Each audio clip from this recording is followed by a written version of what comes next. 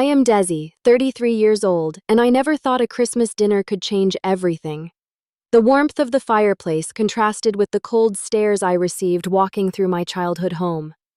After 5 years away, I returned with hope and expensive gifts, expecting a loving reunion. Instead, I witnessed the ultimate betrayal that awakened something inside me.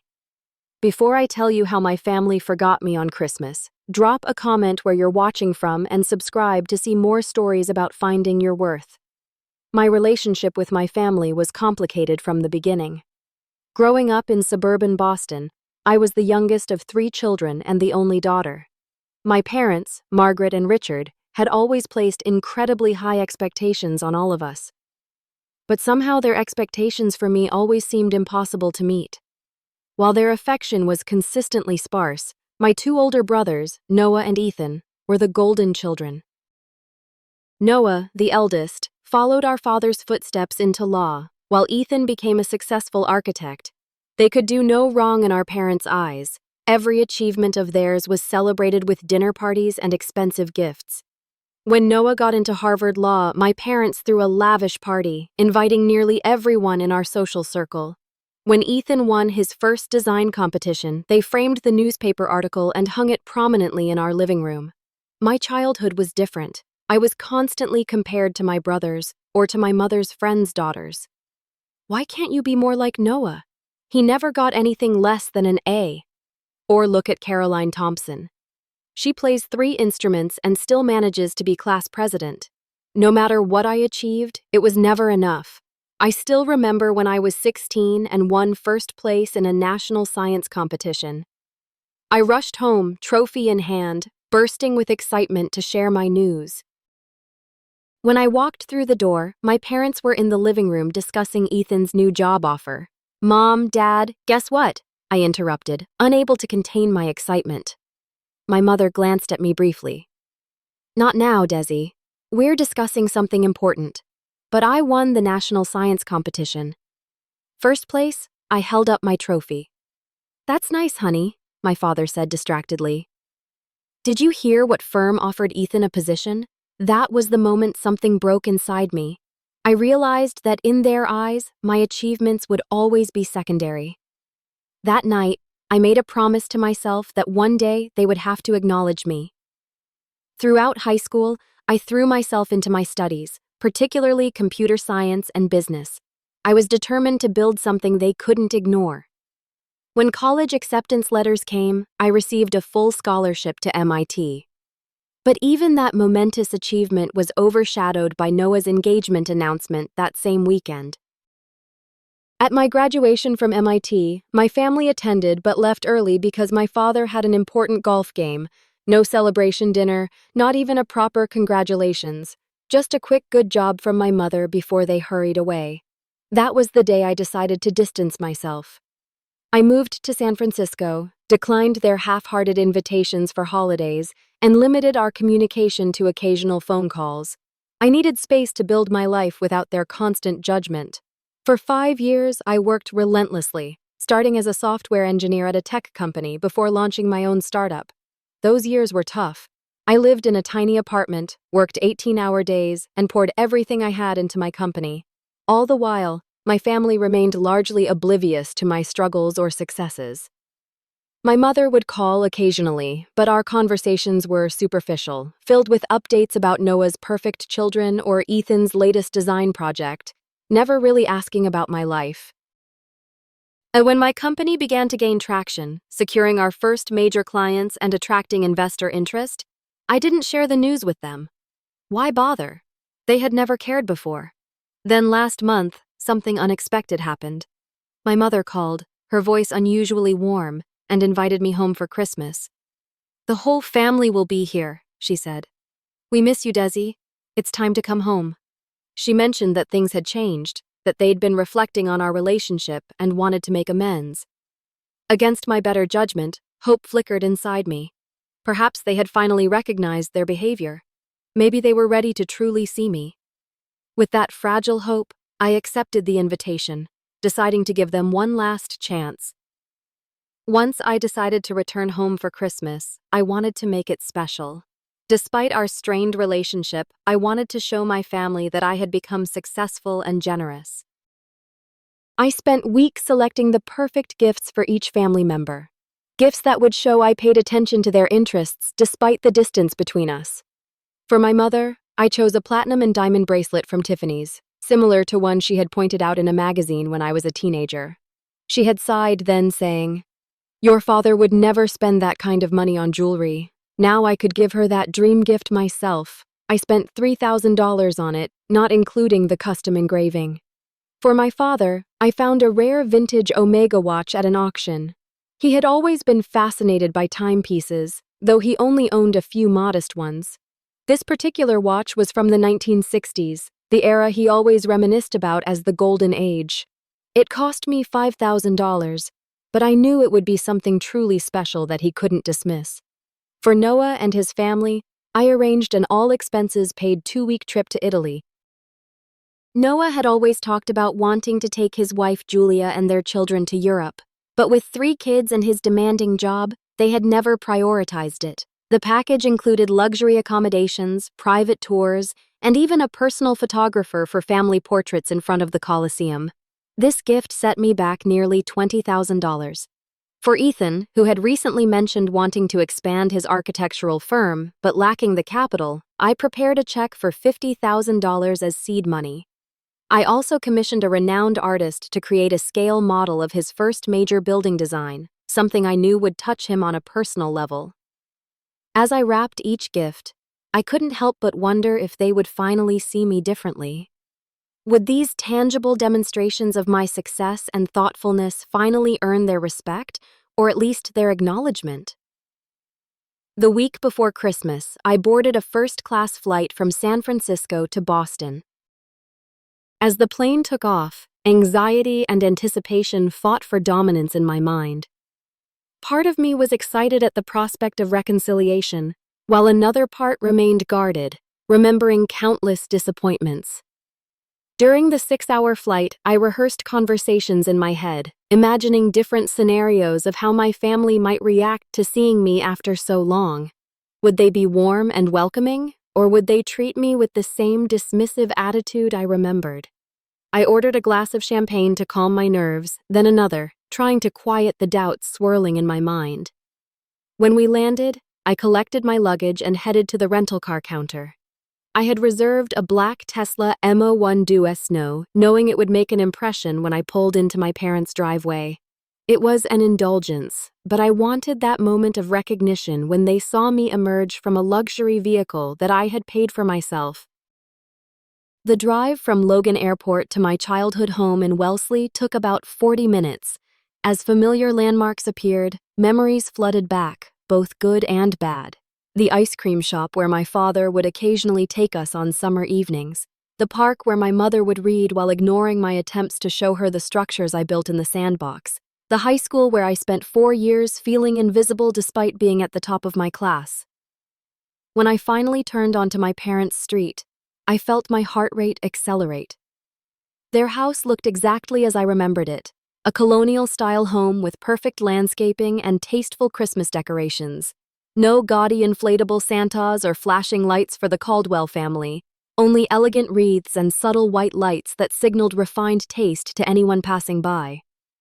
I parked behind Noah's Range Rover and Ethan's BMW, taking a moment to collect myself before gathering the carefully wrapped presents from the trunk. The weight of the gifts in my arms felt like armor as I walked up the stone path to the front door. Standing there, I took a deep breath and rang the doorbell, the same chime I had heard thousands of times growing up. As I waited for someone to answer, I straightened my posture and put on a confident smile. Whatever happened inside this house, I was no longer the overlooked little girl desperate for approval. I was Desi Caldwell, a successful businesswoman who had built something meaningful on her own terms. The door swung open, and for the first time in 5 years, I stood face to face with my past. The door opened to reveal my mother, Margaret, looking exactly as I remembered her perfectly coiffed blonde hair, impeccable makeup, and a designer outfit that probably cost more than most people's monthly rent. For a split second, her eyes widened in what looked like genuine surprise, as if she hadn't actually expected me to come. "Desi," she said, her voice carrying that familiar, controlled tone. "You're here." No warm embrace, no exclamation of joy, just a polite acknowledgement of my presence. She stepped aside to let me in, her gaze dropping to the pile of gifts in my arms. "My, you've brought quite a lot." "It's Christmas," I replied, trying to keep my voice light. "And it's been a while." As I stepped into the foyer, the house smelled exactly as it always had during the holidays: cinnamon, pine, and the faint scent of my mother's expensive perfume. The familiarity was both comforting and unsettling. My father appeared from his study, looking older than I remembered. His hair had more gray, and the lines around his eyes had deepened. He approached with a hesitant smile, clearly uncomfortable. "Desi," he said, awkwardly patting my shoulder. "Good to see you. The drive from the airport okay?" "It was fine, Dad. I rented a car." I gestured toward the Tesla outside. "H looks expensive," he commented, though I couldn't tell if he was impressed or disapproving. Before I could respond, the sound of children's laughter echoed from the living room, and moments later, Noah appeared with his family. His wife, Julia, gave me a polite smile, while their 3 children, Madison, 8, Thomas, 6, and Emma, 4, stared at me with curiosity. "Aunt Desi," Madison exclaimed, clearly having been prepped for my arrival. "Daddy showed us your picture." Noah stepped forward, giving me a brief, one-armed hug. "Hey, little sis, you look good. Silicon Valley must be treating you well." There was an undercurrent to his words, something between surprise and assessment, as though he was mentally calculating my success based on my appearance. "It's San Francisco, actually," I corrected him gently. "And yes, things are going well."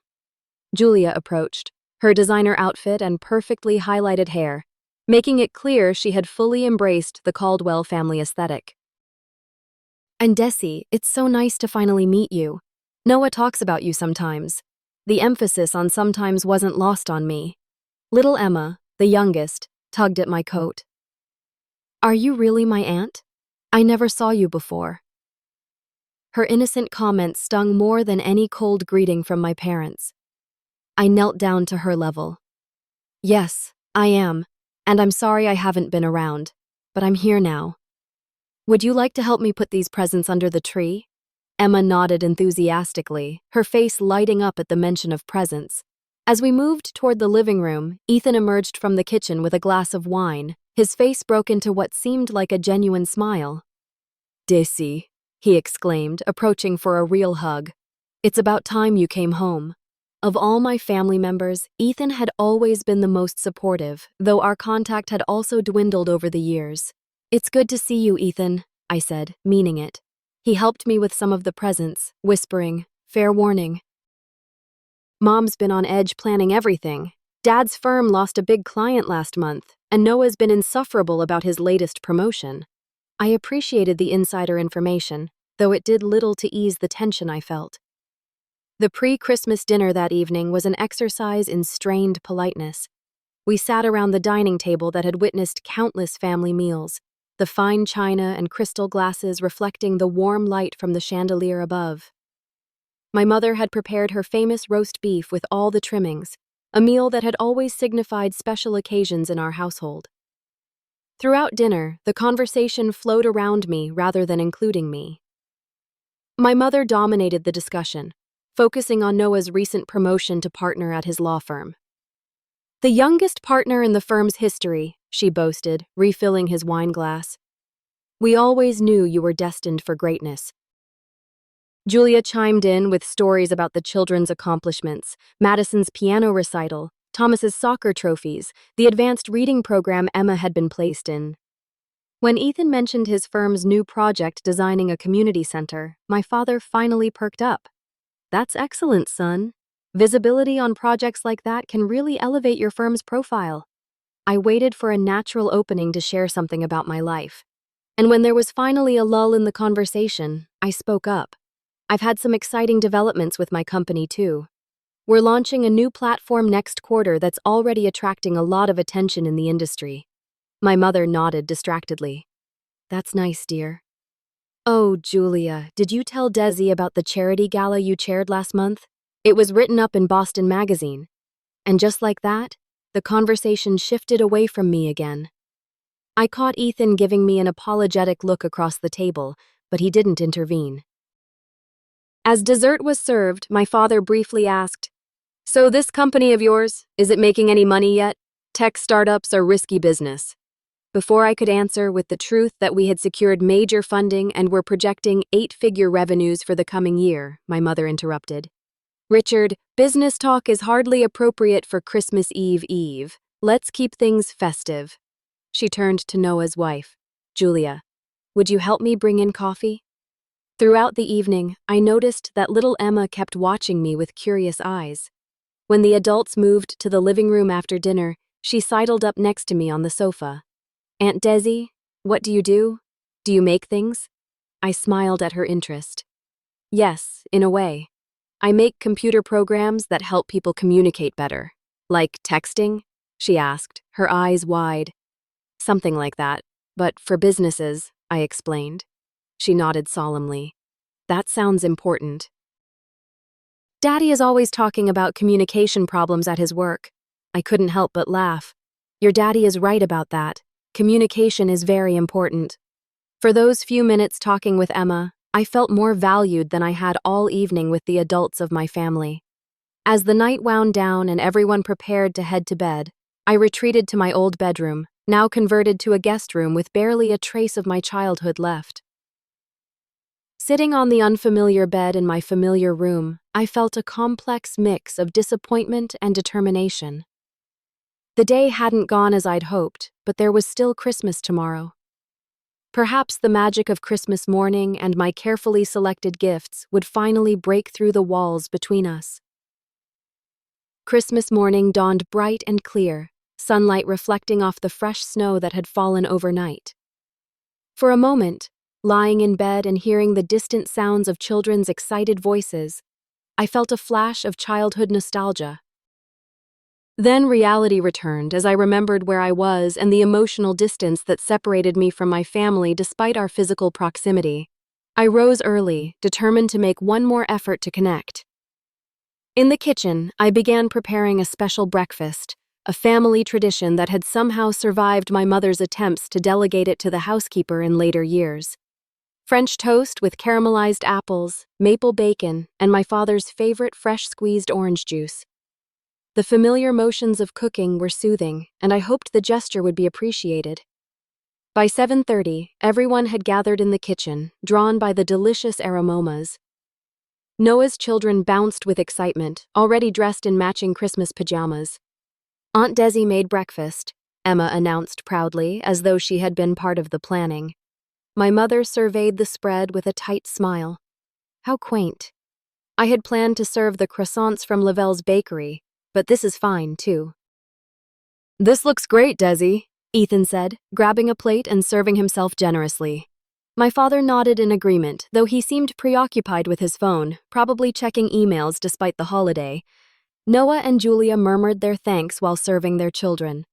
Madison took one bite of the French toast and declared, "Grandma's is better," earning a pleased smile from my mother. "Well, I haven't made this in years," I said lightly, trying not to let the comment sting.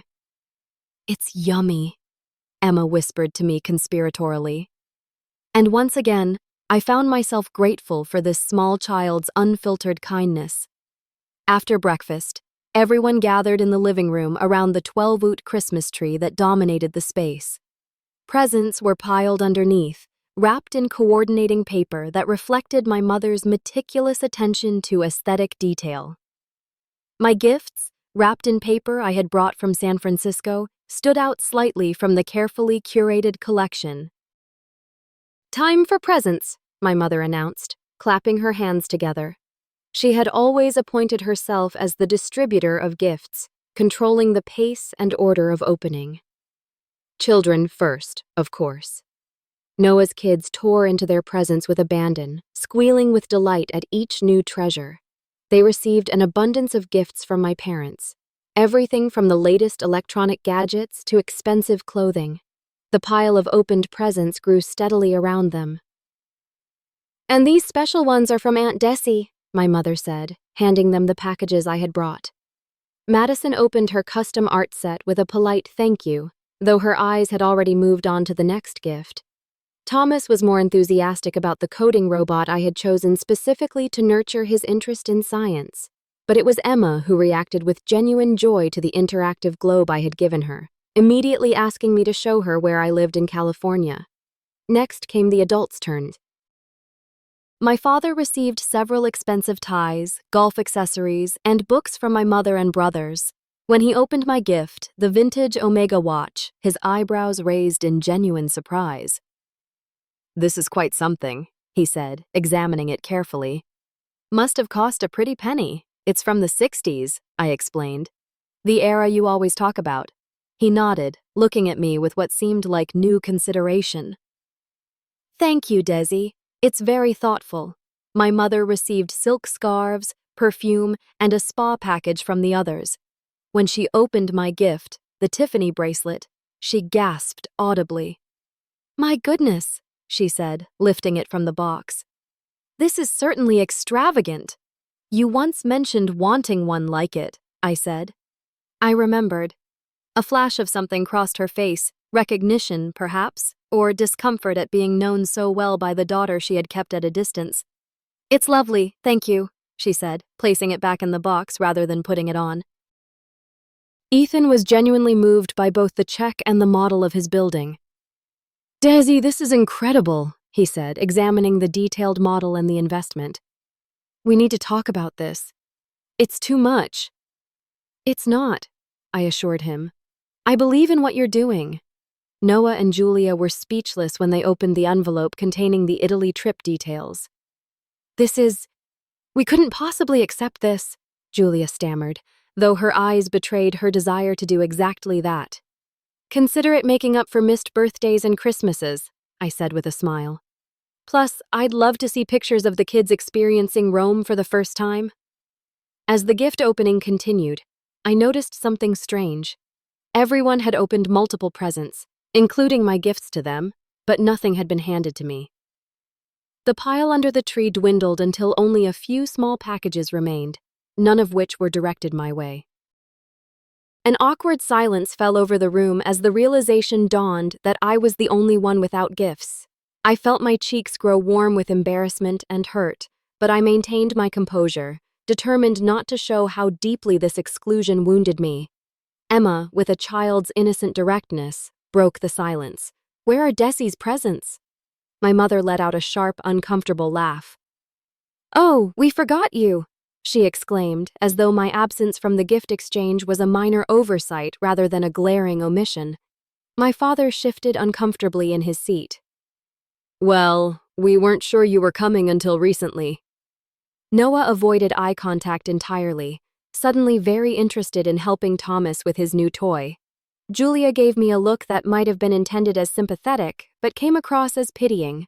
Ethan was the only one who seemed genuinely distressed. "This is ridiculous," he muttered. "I have something for you, Desi." "It's just not wrapped yet." But his hasty assurance only underscored the reality. No one had thought to get me anything.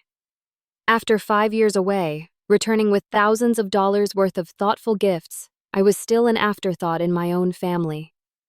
The room had grown tense, everyone waiting for my reaction. I could see it in their eyes. They expected tears, perhaps, or an angry outburst. My mother's slight smirk suggested she might even have been anticipating a scene. Some confirmation that I was still the emotional, overlooked little sister, desperate for attention. In that moment, looking at their expectant faces, something crystallized within me. This wasn't an oversight. This was a message, and suddenly I knew exactly how to respond. The silence in the room was deafening as everyone waited for my reaction. I could feel the weight of their stares, some concerned, others almost eager to witness my breakdown. This was the moment that would define not only this Christmas, but perhaps our family dynamic moving forward. I took a deep breath and did the last thing they expected. I smiled. "It's okay," I said calmly. "Look what I got myself." With deliberate movements, I reached for my phone and opened my photo gallery. The confusion on their faces was palpable, everyone frozen in anticipation of what would come next. "I've been meaning to share some news with you all," I continued, my voice steady and confident.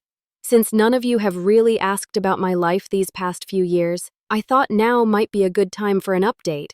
I handed my phone to my father first, showing him photos of the headquarters of my tech company in San Francisco, a stunning modern building with my company's logo prominently displayed on the facade. "This is my company, Adaptive Tech. We created a revolutionary AI communication platform that's now being used by over half of the Fortune 500 companies." I swiped to the next photo, showing me shaking hands with some of the most recognizable CEOs in the technology sector. "These are some of our clients." My father's expression transformed from confusion to stunned disbelief. He handed the phone to my mother, who squinted at the images with growing awareness. 3 months ago, I continued as the phone made its way around the family circle. We finalized an acquisition deal. A major tech conglomerate purchased Adaptive Tech for $820 million. The sharp intake of breath from Noah was audibly satisfying. Julia's jaw quite literally dropped. Of course, as founder and majority shareholder, a significant portion of that came to me. I spoke matter-of-factly, as though discussing the weather rather than a life-changing financial event. After taxes and distributing shares to my employees, I walked away with just over $300 million. $300 million, my father repeated, his voice barely above a whisper. "Yes," I confirmed. "But the money isn't what I'm most proud of." I took my phone back and swiped to another set of photos showing a modern building with Caldwell Foundation on its entrance. This is the philanthropic organization I established last month. We're focused on providing tech, education, and entrepreneurial support to young women from underprivileged backgrounds. I looked directly at my mother as I added, "Girls who, like me, might have potential that others fail to recognize." The pointed comment hit its mark. My mother's face flushed, but she remained speechless. The foundation has already awarded 60 full college scholarships and funded 15 women-led startups. We're just getting started, but Forbes has already recognized us as one of the most promising new philanthropic ventures in the country. I swiped to show them the magazine cover featuring me with the headline, "Tech New Philanthropic Powerhouse." In fact, I added, enjoying the stunned expressions around me. "That's where I'll be heading after Christmas. I'm receiving an award in New York and then flying to London to open our first international office." Little Emma, who had been following the conversation with the intense concentration only a child can muster, piped up. "You're in a magazine. Are you famous, Aunt Desi?" I smiled at her. "Not exactly famous, sweetheart, just doing work that matters." Ethan was the first to recover. "Desi, this is incredible. Why didn't you tell us?" I met his gaze steadily. "When exactly should I have told you? During the 5 Christmases I wasn't invited to, or yesterday at dinner when everyone was too busy talking about Noah's promotion to ask me a single question about my life." Noah had the decency to look embarrassed. "We had no idea." "No, you didn't." I agreed. "Because none of you ever asked."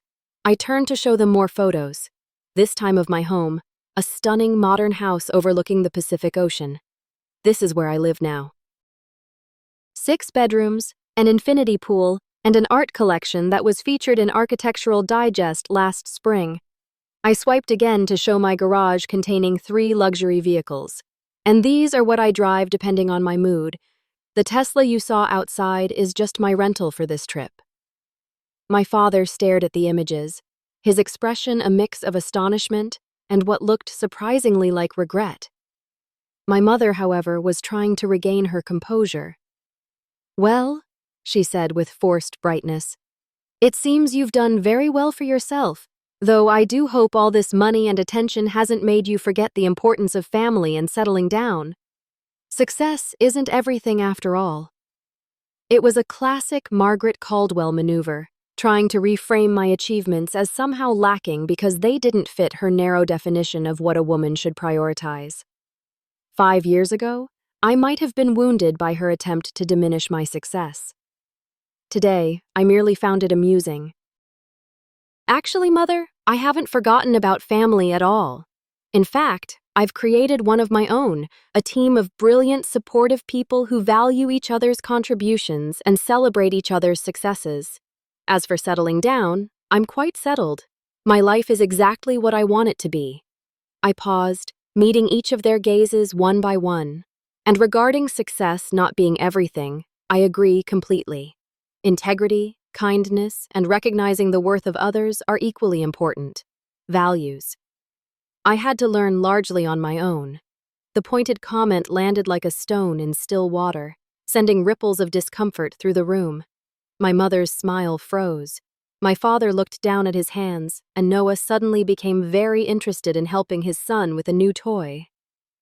I don't share all this to boast, I continued more gently. I share it because for years I felt invisible in this family. I kept hoping that if I achieved enough, you might finally see me.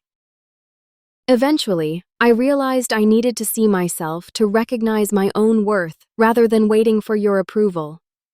Emma, with a child's perfect timing, broke the tension by climbing onto my lap. I like your house with the swimming pool. Can we visit you? I hugged her. Of course you can, sweetheart. I'd love that. My revelation had left the room in various states of shock. My father looked like he'd been hit by a truck, still processing the information. My mother was struggling between pride at having raised such a successful daughter and dismay at having her carefully constructed family hierarchy disrupted. Noah seemed torn between jealousy and newfound respect. While Julia was already calculating the social advantages of having a wealthy sister-in-law, only Ethan appeared genuinely happy for me, raising his coffee mug in a small toast. To Desi, he said, the most successful Caldwell of us all. That simple acknowledgement, after years of being overlooked, felt better than I had imagined it would. The hours following my revelation were charged with emotional undercurrents. The family splintered into small groups, processing what they'd learned. My father retreated to his study. My mother busied herself in the kitchen, and Noah took his children outside to play in the snow. Ethan and I sat in the den, catching up properly for the first time in years. After about an hour, there was a soft knock on the den door. My father stood there looking uncharacteristically hesitant. Desi, could we talk in my study? I followed him to the wood-paneled room that had always been his sanctuary. As a child, being summoned to the study usually meant I was in trouble. Today, the power dynamic was noticeably different. He closed the door and gestured for me to sit in one of the leather chairs facing his desk, but instead of taking his usual position behind it, he sat in the chair beside me. I owe you an apology, he began, his voice rough with emotion. Several, actually. I remained silent, allowing him the space to continue. I've been thinking about what you said about never being seen in this family. You're right. We, your mother, and I especially failed you. He rubbed his hand across his face. There's no excuse, but there is an explanation if you're willing to hear it. I nodded, surprised by his vulnerability. Your mother and I, we had certain expectations for our children. For the boys, it was straightforward success in conventional fields, financial security, good marriages. But for you, he sighed deeply. Your mother had very specific ideas about what your life should look like. When you showed interest in technology and business, traditionally male domains, she worried. She pushed me to redirect you toward more suitable pursuits, and you went along with it. I stated not as an accusation, but as a fact. I did, he admitted. It was easier than fighting her, and I told myself it was in your best interest. I was wrong. He looked directly at me. I see that clearly now. You had a vision for your life that neither of us could understand, but that didn't give us the right to dismiss it. The frankness of his admission took me by surprise. My father had never been one to acknowledge mistakes. When you left after college, your mother was convinced you'd struggle and come back home. When you didn't, when we heard rumors of your success through distant connections, she became defensive, as though your independence was a personal rejection of her values. I should have stood up to her, reached out to you independently. That's on me. I felt a complex mix of emotions, vindication, lingering hurt, but also a new glimmer of understanding. Thank you for telling me this, I said finally. It helps me make sense of things I've wondered about for years, he nodded, looking relieved. Your success is extraordinary, Desi. I'm proud of you, not just for what you've achieved, but for how you did it on your own terms, despite our lack of support. He hesitated. I don't expect your forgiveness, but I hope we might have a chance to build something new going forward. The conversation with my father was just the beginning. Later that afternoon, I found myself alone in the kitchen with my mother as she aggressively rolled out pie dough for dessert. So, she said without looking up, you've done quite well for yourself. Yes, I replied simply. I have. She continued rolling, pressing harder than necessary. I suppose you think we're terrible parents for not recognizing your potential? I'm curious, I said, ignoring her defensive tone. Were you really surprised by my success, or just surprised that I achieved it without your approval? Her hands stilled on the rolling pin. For a moment, I thought she might lash out, but instead, her shoulders slumped slightly. Both, perhaps. She finally looked at me. You were always different, Desi. Stubborn, independent. You reminded me so much of myself at your age before I chose this life. That revelation stopped me cold. What do you mean? She sighed, wiping flour from her hands. I had ambitions too. You know, I was accepted to medical school. My parents were horrified. Insisted it wasn't feminine, that no man would want a wife more educated than himself. A bitter smile crossed her face. I gave it up, met your father, became the perfect corporate wife and mother. When I saw the same spark in you, I thought I was protecting you from disappointment. By discouraging me at every turn, I couldn't keep the edge from my voice. By steering you toward a life with guarantees, she countered. What you were pursuing seemed so precarious. And yes, she admitted reluctantly, perhaps I was envious of your courage to pursue what I had abandoned. Her honesty, however belated, was disarming. I had never seen my mother as anything but the formidable, judgmental woman who had shaped my childhood. Recognizing her as someone with her own disappointed dreams and regrets added a dimension to our relationship I hadn't considered. We can't change the past, I said finally. But we could try for something better going forward. She nodded. A tentative truce established between us. The conversation with Noah was more straightforward. He caught me alone before dinner, looking uncharacteristically humbled. I've been a terrible brother, he admitted without preamble. I took for granted that I was the golden child, never questioning why you were treated differently. I should have stood up for you. Yes, you should have, I agreed. But we were all playing the roles assigned to us. You did what was expected, taking the path laid out for you, while you blazed your own, he said with newfound respect. I've spent my life trying to please Mom and Dad. You had the courage to disappoint them, and look where it got you. I smiled. It's never too late to make changes, Noah. Later, I found Ethan sitting alone on the back porch watching the sunset. He handed me a small, hastily wrapped package. I really did get you something, he said.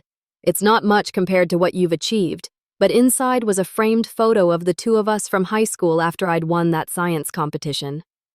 Ethan had his arm around me, both of us grinning widely. You're the only one who came to that competition, I remembered. He nodded. I was always proud of you, Desi. I just wasn't brave enough to stand against the family current. He looked at me earnestly. I want to be a better brother moving forward. Perhaps the most touching moment came from little Emma, who approached me with a crayon drawing. I made you a present, Aunt Daisy, she said solemnly. It's you and me at your swimming pool. I knelt down to hug her. This is the best gift I've received in years. She looked up at me with her innocent eyes. Grandma was wrong to forget you. I won't ever forget you. Out of the mouths of babes, as they say. That evening, I gathered everyone in the living room for an announcement. "I have one more surprise," I said. "I recently made an investment that's particularly meaningful to me." I handed my father an envelope. Inside were the deed and keys to our childhood home. "You bought our house?" my mother gasped. "Not exactly," I clarified. "I established a trust that will maintain ownership of this property for our family in perpetuity. No matter what financial challenges may come, this home will remain in the Caldwell family." My father looked at the papers in disbelief. "Desi, this is extraordinary, but why?"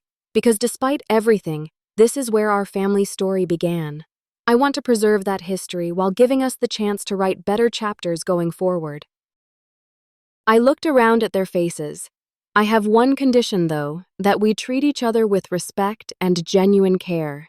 That we see and value each person for who they truly are, not for who we want them to be."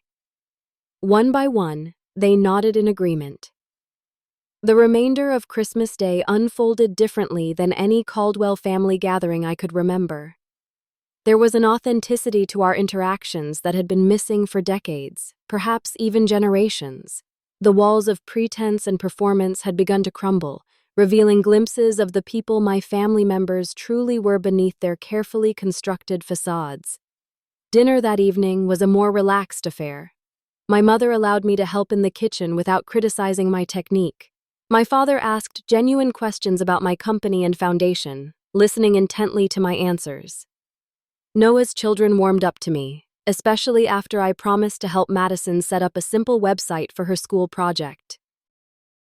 As we gathered around the table, I noticed small gestures that would have been unthinkable just hours earlier.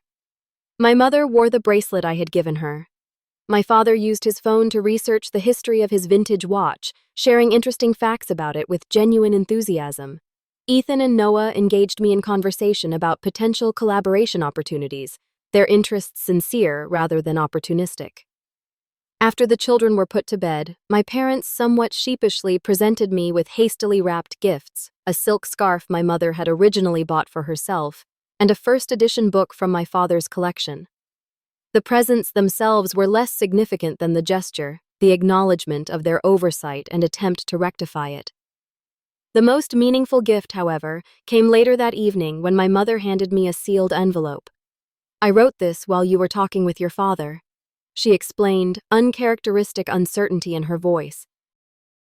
"I thought it might be easier to express some things in writing." In privacy, I read her letter a heartfelt apology, acknowledging years of dismissal and unfair treatment. She wrote about her own abandoned dreams and how she had projected her fears onto me. The letter ended with a request not for forgiveness, which she felt she hadn't earned, but for the opportunity to build a different kind of relationship moving forward. That night, lying in my childhood bed, I reflected on the day's events.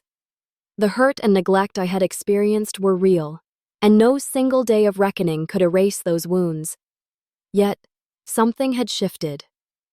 The truth had been spoken aloud, acknowledged rather than denied. It wasn't a Hollywood ending with all issues magically resolved, but it was a beginning one built on honesty rather than pretense. In the days that followed, before I returned to San Francisco, we began establishing new patterns of interaction. I spent time teaching Emma how to use the interactive globe, showing her the places I had traveled for business. I had coffee with Ethan, discussing his architectural vision and how my foundation might support some of his community-focused projects. Even Noah made efforts, awkwardly but sincerely, to connect without competition or judgment. My parents, too, were different, more present, more willing to listen than to direct. My father asked for my input on some investment decisions, valuing my business acumen. My mother shared stories about her early ambitions, revealing a woman I had never known existed. As the time for my departure approached, I made a decision. "I'd like to invite all of you to San Francisco this summer," I announced at our final dinner together. "We could spend time at my home and I could show you the foundation's work." The enthusiastic response surprised me. Plans were made, dates tentatively set. There was an eagerness for connection that I hadn't anticipated. On my last morning, as my father helped load my luggage into the rental car, He paused. You know, Desi, I've been thinking about what real success means. For years, I measured it in promotions and portfolio values. But watching what you've built, not just your company, but the way you've maintained your integrity and compassion through it all, it's made me reconsider many things. His words touched me deeply. It's taken me time to understand that too, I admitted. For years, I drove myself to succeed partly to prove my worth to this family. Eventually, I realized that true success isn't about external validation. It's about being aligned with your own values and using your gifts in ways that matter. He nodded thoughtfully. You've taught all of us something important, though we were supposed to be the ones teaching you. As I drove away from my childhood home, I felt lighter than I had in years. The journey of healing had only just begun, but the hardest step acknowledging the truth had been taken.